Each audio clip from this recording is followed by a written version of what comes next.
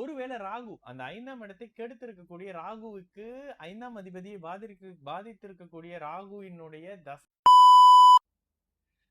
வணக்கம், நான் உங்கள் விக்கி ப்ரோஸ். நமக்கு எண்கணி ஞானத்தையும் வேத ஜோதிட ஞானத்தையும் ஆன்மீக ஞானத்தை வழங்கிய அனைத்து குருமார்களுக்கும் நன்றி என்ற வேளையில் இது ஒரு ஜோதிட விளக்கு வீடியோ விருப்பம் உள்ளவர்கள் தொடர்ந்து பார்க்கலாம். நமது Vicky Pros astrology YouTube, TikTok, Facebook மற்றும் இன்ஸ்டாகிராமை ஃபாலோ பண்ணியிருக்கக்கூடிய அனைத்து தோழிகளுக்கும் நமது நன்றிகள்.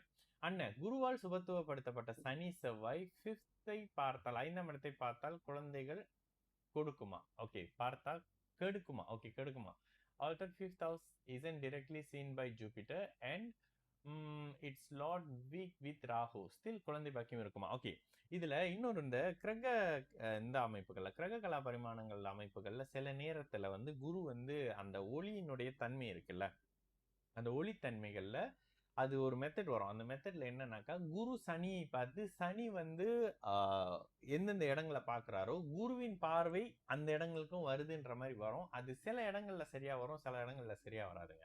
நீங்க கேட்கிற விஷயம் என்ன, சனி செவ்வாய் சுபத்துவமாக இருந்து பார்த்தாக்கா குழந்தை அமைப்பு இருக்குன்றீங்க. 5ஆம் அதிபதி வீக்காய் ராகு இருந்தாலும் குழந்தை அமைப்புகள் இருக்குமான்னு கேட்டீங்கன்னா, இந்த இடத்துல எந்த தசை நடக்குதுன்றதை வச்சுதான் இந்த கணக்கு.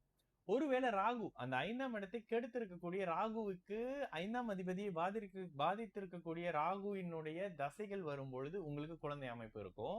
குரு தசை வரும்போது குழந்தை அமைப்பு இருக்கும். குரு பார்த்த 5ஆம் அதிபதி அல்லது இவர் சனி மாதிரியான அமைப்புகள்ல குழந்தை அமைப்பு இருக்கும். ஓகே, இந்த இடத்துல ஒருவேளை அவருக்கு 5 வயசுலயே அந்த ராகு தசை வந்துருது, 60 வயசுல அந்த ராகு தசை வருதுன்றப்ப கொடுக்குமான்னு கேட்டீங்கன்னா கொடுக்காது. இது அந்த ஜாதகத்தினுடைய பிறந்த ஜாதகத்தினுடைய 5ஆம் பாவகம், பாவகாதிபதி, அதற்கு பிறகு குருவினுடைய நிலையை கொடுத்தது. ஓகே, ஒரு உதாரணத்துக்கு மிதுன லக்னமாகி குரு 8ல மறைஞ்சு சனி 6ல இருந்து இவரை பாக்குறாரு. கூடுதலா அந்த அமைக்க அமாவாசை சந்திரன் சேர்றாருன்ற பட்சத்துல இந்த இடத்துல குழந்தையே இருக்காது.